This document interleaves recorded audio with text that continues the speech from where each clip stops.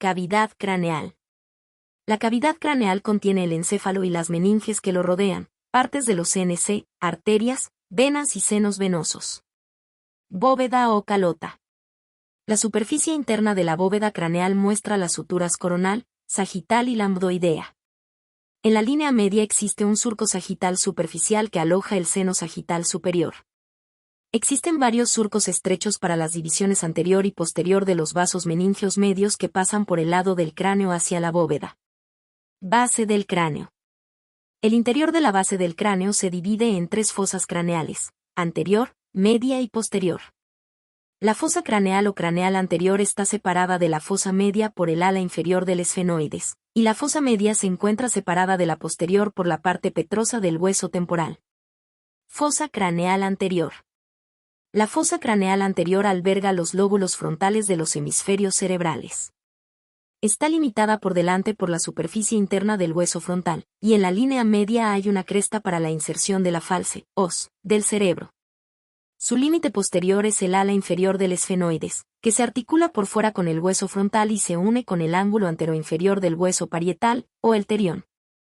El extremo medial del ala inferior del esfenoides forma el proceso clinoides anterior a ambos lados, que permite la inserción de la tienda del cerebelo. La parte media de la fosa craneal anterior está limitada por detrás por el surco del quiasma óptico. El piso de la fosa está formado por las láminas orbitarias estriadas del hueso frontal en la región lateral y por la lámina cribosa del etmoides en la región medial. La crista Galli es una proyección aguda hacia arriba del hueso etmoides en la línea media para la inserción de la false, os, del cerebro. Entre la crista Galli y la cresta del hueso frontal hay una pequeña abertura, el foramen o foramen ciego, para el paso de una pequeña vena de la mucosa nasal hacia el seno sagital superior. A lo largo de la crista Galli existe una hendidura estrecha en la lámina cribosa para el paso del nervio etmoideo anterior hacia la cavidad nasal. La superficie superior de la lámina cribosa sostiene los bulbos olfatorios, y las pequeñas perforaciones en la lámina sirven para los nervios olfatorios. Fosa craneal media. La fosa craneal media está formada por una pequeña parte medial y partes laterales expandidas. La parte media elevada está conformada por el cuerpo del esfenoides, y las porciones laterales ampliadas constituyen concavidades a uno y otro lado, donde se alojan los lóbulos temporales de los hemisferios cerebrales. La fosa está limitada por delante por los bordes afilados posteriores de las alas menores del esfenoides y por detrás por los bordes superiores de las partes petrosas de los huesos temporales. En la región lateral se encuentran las partes escamosas de los huesos temporales, las alas mayores del esfenoides y los huesos parietales. El piso de cada parte lateral de la fosa craneal media está formado por el ala mayor del esfenoides y las partes escamosas y petrosas del hueso temporal. El hueso esfenoide se asemeja a un murciélago con un cuerpo central y alas mayores y menores que se extienden a cada lado. El cuerpo del esfenoides contiene los senos paranasales esfenoideos, cubiertos por mucosa, que se comunican con la cavidad nasal. Estos sirven como resonadores de la voz. Por delante, el conducto óptico contiene el nervio óptico y la arteria oftálmica, una rama de la arteria carótida interna, en su camino hacia la órbita. La fisura orbitaria superior, que es una abertura en forma de hendidura entre las alas mayor y menor del esfenoides, deja pasar los nervios lagrimal, frontal, troclear, oculomotor, nasociliar y abducens, junto con la vena oftálmica superior. El seno venoso esfenoparietal se extiende en dirección medial a lo largo del borde posterior del ala inferior del esfenoides y drena en el seno cavernoso. El foramen redondo, situado detrás del extremo medial de la fisura orbitaria superior, perfora el ala mayor del esfenoides y deja pasar el nervio maxilar desde el ganglio trigeminal hasta la fosa pterigopalatina. El foramen oval se encuentra en posición posterolateral con respecto al foramen redondo. Perfora el ala mayor del esfenoides y transmite la raíz sensitiva grande y la raíz motora pequeña del nervio mandibular a la fosa infratemporal. El pequeño foramen espinoso se encuentra en posición posterolateral respecto del foramen oval y también perfora el ala mayor del esfenoides. El agujero o foramen permite el paso de la arteria meningea media desde la fosa infratemporal hacia la cavidad craneal. Luego, la arteria se dirige hacia adelante y hacia afuera sobre una hendidura en la superficie superior de la parte escamosa del hueso temporal y el ala mayor del esfenoides. Después de una corta distancia, la arteria se divide en las ramas anterior y posterior. La rama anterior continúa hacia adelante y hacia arriba hasta el ángulo anteroinferior del hueso parietal. Véase Fig 15A5. Aquí, el hueso tiene un surco o túnel profundo que realiza la arteria durante una corta distancia antes de volver hacia atrás y hacia arriba sobre el hueso parietal. En este punto, la arteria puede dañarse durante un traumatismo lateral de la cabeza. La rama posterior vuelve hacia atrás y hacia arriba a través de la parte escamosa del hueso temporal para alcanzar el hueso parietal. El gran e irregular agujero o foramen rasgado se encuentra entre la punta de la porción petrosa del hueso temporal y el esfenoides. Véase Fig 5A6. En una persona viva, la abertura inferior del foramen rasgado está llena de cartílago y tejido fibroso, y solo unos vasos pequeños pasan a través de este tejido desde la cavidad craneal hacia el cuello. El conducto carotídeo se abre a un lado del foramen rasgado por encima de su abertura inferior. La arteria carótida interna ingresa en el foramen a través del conducto carotídeo y gira inmediatamente hacia arriba para alcanzar el costado del cuerpo del hueso esfenoides. Aquí, la arteria vuelve hacia adelante en el cuerpo cavernoso para alcanzar la región del proceso clinoides anterior. En ese punto la carótida interna gira hacia arriba en sentido vertical, en posición medial respecto del proceso clinoides anterior, y sale del seno cavernoso.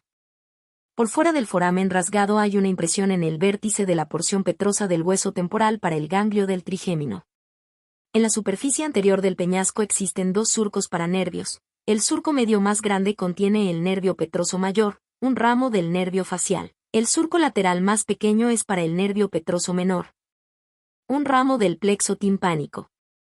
El nervio petroso mayor penetra en el foramen rasgado en posición profunda con respecto al ganglio trigeminal, y se une al nervio petroso profundo, cuyas fibras simpáticas rodean la arteria carótida interna, para formar el nervio del conducto pterigoideo. El nervio petroso menor viaja hacia adelante por el foramen oval.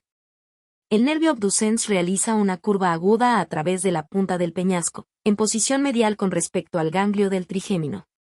Ahí, sale de la fosa craneal posterior y entra en el seno cavernoso. La eminencia arcuata es una eminencia redondeada en la superficie anterior del hueso petroso producida por el conducto semilunar superior. El techo del tímpano, una fina lámina de hueso, es una extensión hacia adelante de la parte petrosa del hueso temporal y colinda con la parte escamosa del hueso.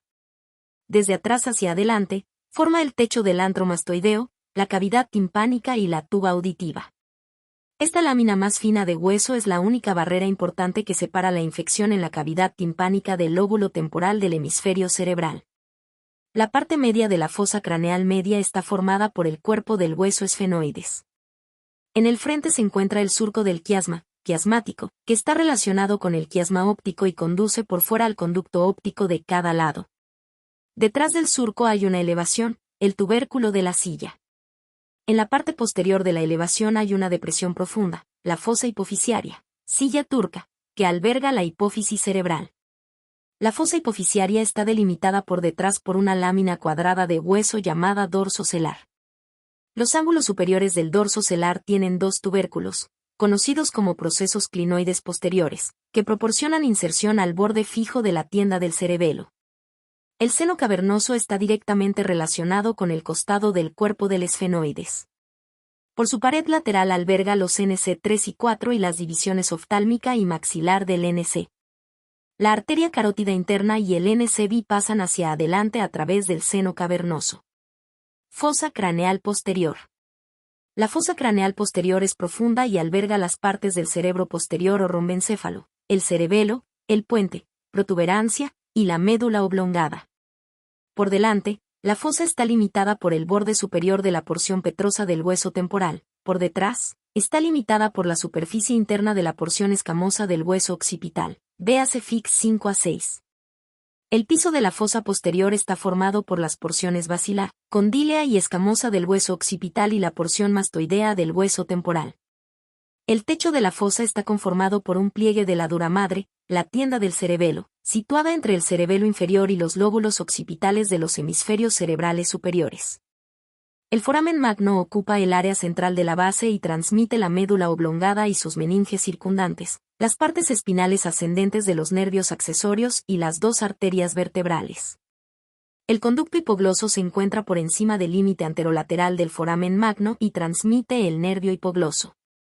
El agujero o foramen yugular se encuentra entre el borde inferior de la porción petrosa del hueso temporal y la porción condílea del hueso occipital. Transmite las siguientes estructuras desde adelante hacia atrás: el seno petroso interior, los NC9, X y 11, y el gran seno sigmoideo. El seno petroso inferior desciende en el surco sobre el borde inferior de la porción petrosa del hueso temporal para alcanzar el foramen. El seno sigmoideo recorre el foramen para convertirse en la vena yugular interna. El meato acústico interno perfora la superficie posterior de la porción petrosa del hueso temporal. Transmite el nervio vestibulococlear y las raíces motoras y sensitivas del nervio facial. La cresta occipital interna transcurre hacia arriba en la línea media posterior del foramen magno hasta la protuberancia occipital interna. En ella se inserta la pequeña falce, os, del cerebelo sobre el seno occipital. A cada lado de la protuberancia occipital interna hay una ranura ancha para el seno transverso. Este surco se curva a ambos lados, sobre la superficie interna del hueso occipital, para alcanzar el ángulo posteroinferior o la esquina del hueso parietal. El surco pasa después a la porción mastoidea del hueso temporal. En este punto, el seno transverso se convierte en el seno sigmoideo.